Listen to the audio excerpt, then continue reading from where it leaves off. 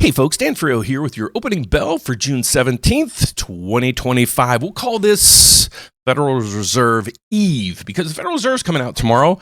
They're going to tell us what exactly they're going to do. Well, retail sales data might have helped us today. If you go over to here, retail sales fell 0.9% in May.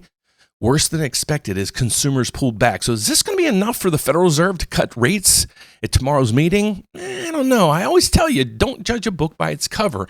I'm going to explain how this data isn't as bad as expected. So without further ado, let's go see how these are affecting the stock market and the bond market right now. So my name is Dan Frio. I do this report 2 times a day to help you guys understand these things over here. And the reason why I do it is I'm actually a federally licensed mortgage loan officer. Love to work with you if you're needing help, if you're looking to buy or refinance. And I'll give you all my data at the end of this video. We do have an interesting slogan, I guess. It's one application, one credit pool. We're going to shop your loan to over 30 different lenders. Now, how do we do that? I'll give you that information at the end of this video. You're here for these things. So let's get over to it. If you take a deep dive into the retail sales, well, let's take a real deep dive into this and look at the numbers on how they really came out. So I actually created a PDF file for us this morning, and I put this through AI just to make sure it's accurate. And the numbers aren't as bad as expected. I always keep telling you guys, don't judge a book by its cover. So if you really look at this data, it's not as bad as expected. And the reason why we're focusing in on this is the only piece of data that we have out so far today, well, most of today. And then tomorrow, the only thing we're going to get is initial jobless claims. And then the Federal Reserve is going to come out and tell us exactly what they're going to do. And so we're trying to get a precursor. What are they going to do? So let's get over to it.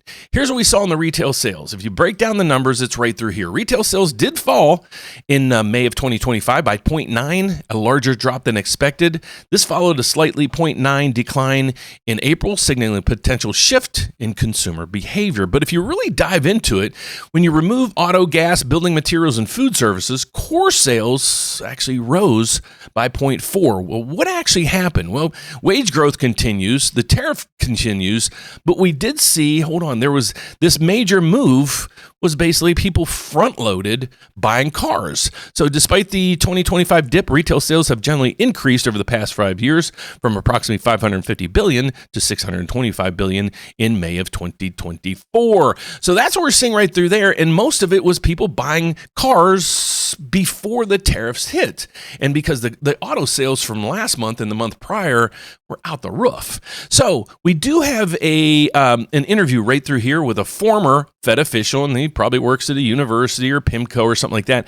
Let's get his take on what the Federal Reserve might do at this meeting. We kind of know what they're going to do because the CME FedWatch tool tells us basically 100% chance they're going to do nothing.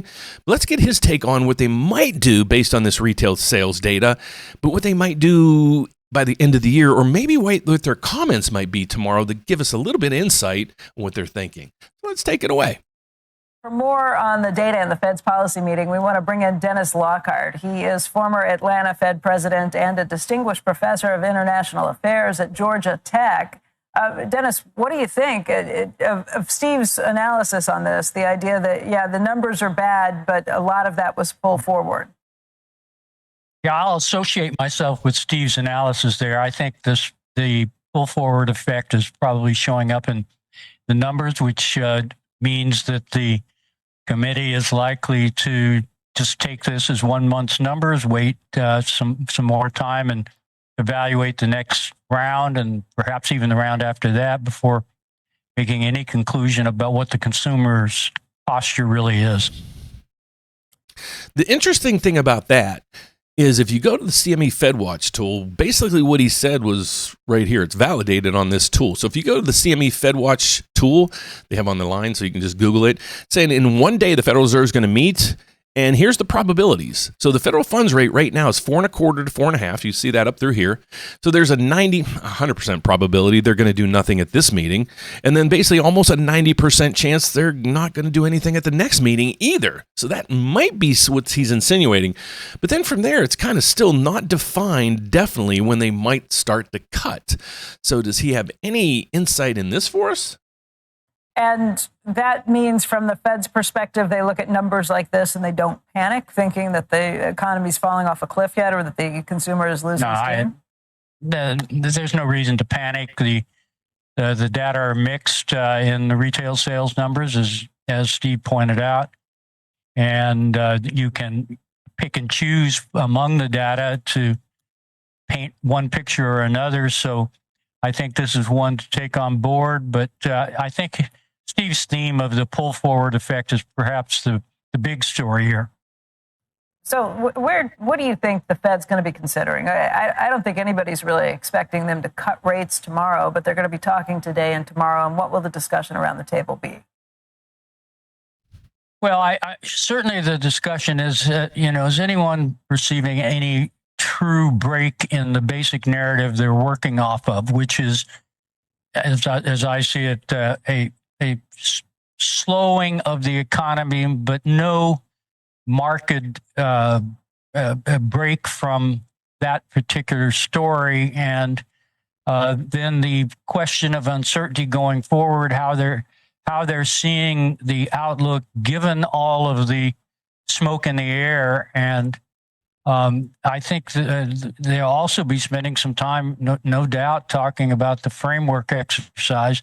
So this is a meeting in which I doubt we're going to see coming out of it in the statement or in Powell's press conference any major change in messaging. What's the framework exercise?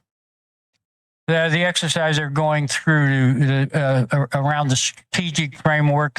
They've had some meetings around the country, and they should be working toward sometime later this year, I believe, a restatement that takes place every 5 years. And that is something that can take up some time in the meeting. I never knew they did that. So there's a lot of data, I guess, coming in from the Fed from tomorrow's meeting.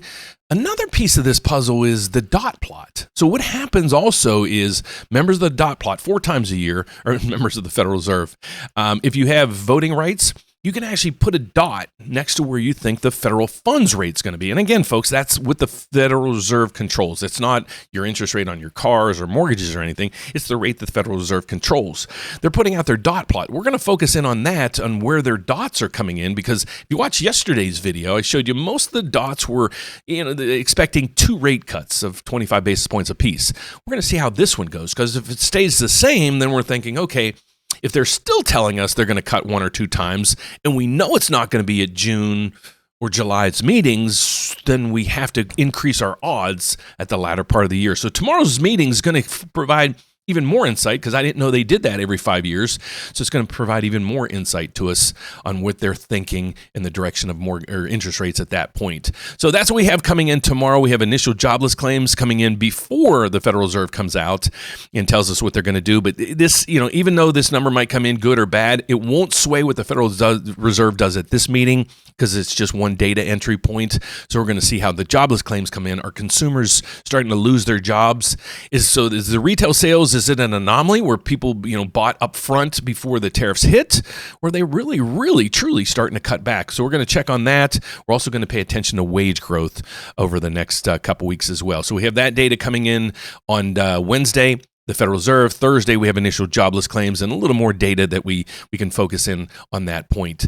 So to recap kind of some of the things that's happening right now, we got mortgage rates. They're basically flat right now. If we go over to this piece of it, they're up 6 ticks. They're giving away the gains that they got this morning. If you see through here, when we started the day, MBSs or mortgage bonds were up 12 ticks.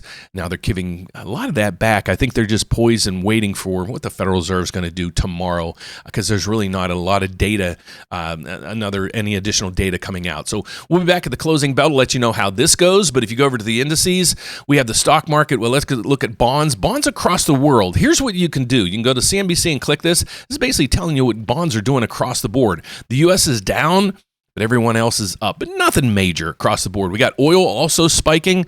It's up $1.83 or so. It's $73 a barrel. This was like $65 a barrel about a week or two ago. So oil's starting to ratchet up. That will increase inflation, folks. Then we go to the indices, and we have red all the way across the board, and the VIX going up. Well, it's up quite a bit, up 4%. So the anxiety level on Wall Street's starting to increase. The markets are on standby. They're starting to fall because more and more escalation over in the Middle Middle East with Israel and Iran. So that's what we're seeing there. That was good news for mortgage market, but the MBSs were up 12. Now it's giving that away. So I mean, in mortgage rates, they're probably most likely going to be flat as a pancake for today, folks. So like I said, tomorrow the only news we have coming out is just the Fed coming out telling us what they're going to do, and that's it. So we'll be back later today to show you where the markets, how they reacted the rest of the day. Did rates go down, up, where they went? But if you need some help, if you're looking to buy or refinance, I'd love to help you. At the beginning of the video, I said a little bit about myself, but my name is Dan Frio. I actually do this report twice a day. I'm a federally licensed mortgage loan officer. That means I'm licensed in all 50 states as well as Puerto Rico. I work at a federal bank, so I'd love to help you. But the unique thing about us is we're also set up with 33 other lenders. Okay, what that means to you is when you're looking for a loan, you're making sure that the place has the correct program for you. Then you're also looking for rates and fees. So how many times do you put in your application there, and there? And then you have to put in your application. They pull your credit. You have to upload all your things. You have to make a phone call. You have to do all this. Do you have time to do 5, 6, 7 of those? Well, if you don't, reach out to us. We'd love to help you. So that's what we do for you. You put in your application through here. We're going to pull your credit one time, and then we're going to shop your loan to over 30 different lenders to see who's got the precise program for you and the best rate and lowest fees in the market. So that's what we do, folks. So check out therateupdate.com. You can give us a call. Our number's at the top here. You can even ask me a question. If you want to ask Dan, just click here, send me a question. Want to schedule an appointment, you can do that here or here. We just added some information on our homepage. So if you go back to our homepage today, it's a little bit different than where it was. Right through here, if you're looking to buy that first house, we're offering you the 3% down program. We're going to actually give you 2 of the 3%, meaning you only have to come to closing with 1%. And we'll give you up to $7,000 in grant money to help you out. So check out that. If you're still looking to refinance and you're like, hey, Dan, where'd that refinance tab go? So if you're a homeowner and you want me to track rates for you so the next time interest rates go down and you can lock in at that low rate to save yourself some money, go to the refinance tool right there, and it's going to show Rate Watch. It's going to explain what this is, how it works, and you can sign up for that right through there. So that's our report for this morning, folks. But so far, mortgage rates, well, they're ticking back down. So mortgage rates aren't going to change today, but the stock market's taking it on the chin a little bit. So we'll be back later today to let you know how all this ends for the day. Thanks for watching, folks. God bless. Have a fantastic day. Be safe out there. See you next time. Bye-bye.